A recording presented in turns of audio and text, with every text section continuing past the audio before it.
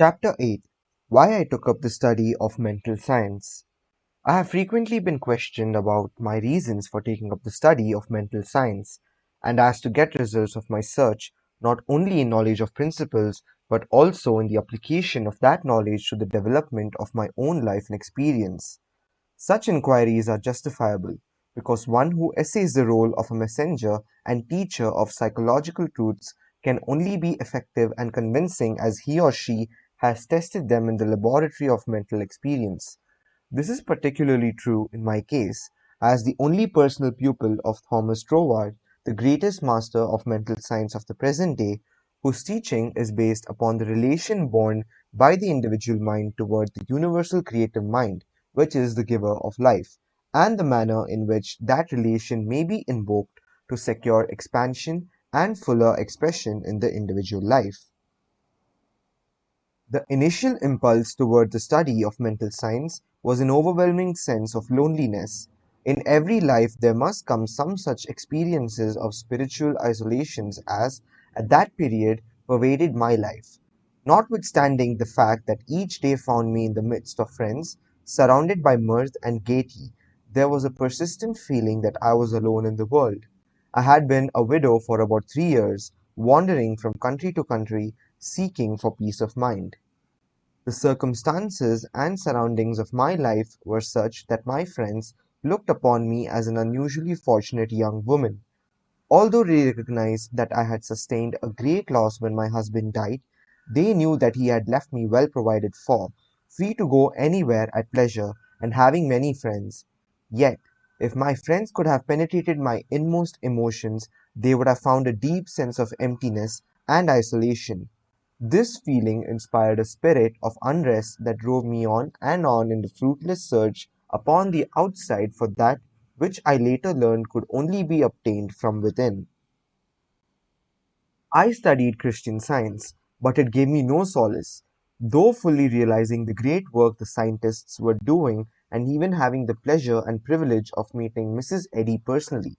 But it was impossible for me to accept the fundamental teachings of Christian Science and make practical application of it. When about to abandon the search for contentment and resign myself to resume a life of apparent amusement, a friend invited me to visit the great seer and teacher Abdul Baha. After my interview with this most wonderful of men, my search for contentment began to take a change. He had told me that I would travel the world over seeking the truth, and when I had found it, would speak it out. The fulfillment of the statement of this great seer then seemed to be impossible, but it carried a measure of encouragement, and at least indicated that my former seeking had been in the wrong direction. I began in a feeble and groping way to find contentment within myself, for had he not intimated that I should find the truth? That was the big thing, and about the only thing I remember of our interview. A few days later, upon visiting the office of a New Thought practitioner, my attention was attracted to a book on his table entitled The Edinburgh Lectures on Mental Science by Thomas Troward. It interested me to see that Troward was a retired divisional judge from the Punjab, India. I purchased the book, thinking I would read it through that evening. Many have endeavored to do the same thing, only to find, as I did, that the book must be studied in order to be understood, and hundreds have decided, just as I did, to give it their undivided attention.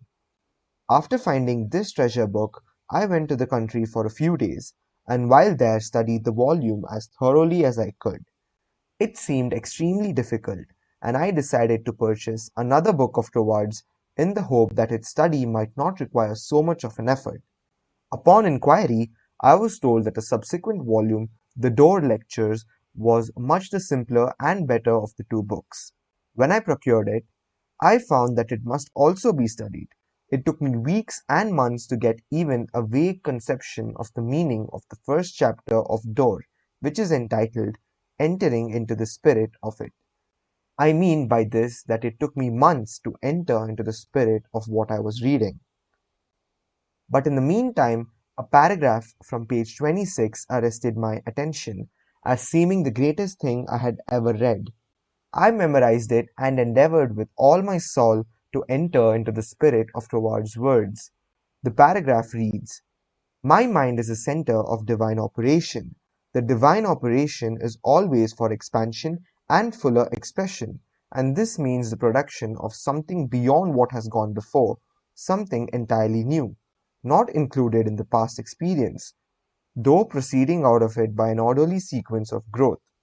Therefore, since the divine cannot change its inherent nature, it must operate in the same manner with me. Consequently, in my own special world, of which I am the center, it will move forward to produce new conditions, always in advance of any that have gone before. It took an effort on my part to memorize this paragraph, but in the endeavor toward this end, the words seemed to carry with them a certain stimulus. Each repetition of the paragraph made it easier for me to enter into the spirit of it. The words expressed exactly what I had been seeking for. My one desire was for peace of mind. I found it comforting to believe that the divine operation in me could expand to fuller expression and produce more and more contentment. In fact, a peace of mind and a degree of contentment greater than I had ever known. The paragraph further inspired me with deep interest to feel that the life spark in me could bring into my life something entirely new. I did not wish to obliterate my past experience, but that was exactly what Troward said it would not do. The divine operation would not exclude my past experience, but proceeding out of them would bring some new thing that would transcend anything that I had ever experienced before. Meditation on these statements brought with it a certain joyous feeling. What a wonderful thing it would be if I could accept and sincerely believe, beyond all doubt, that this one statement of Troward's was true. Surely the divine could not change its inherent nature, and since divine life is operating in me, I must be divinely inhabited, and the divine in me must operate just as it operates upon the universal plane. This meant that my whole world of circumstances, friends, and conditions would ultimately become a world of contentment, and enjoyment of which I am the center. This would all happen just as soon as I was able to control my mind and thereby provide concrete center around which the divine energies could play. Surely it was worth trying for. If Troward had found this truth, why not I? The idea held me to my task. Later, I determined to study with the man who had realized and given to the world so great a statement. It had lifted me from my state of despondency. The immediate difficulty was the need for increased finances.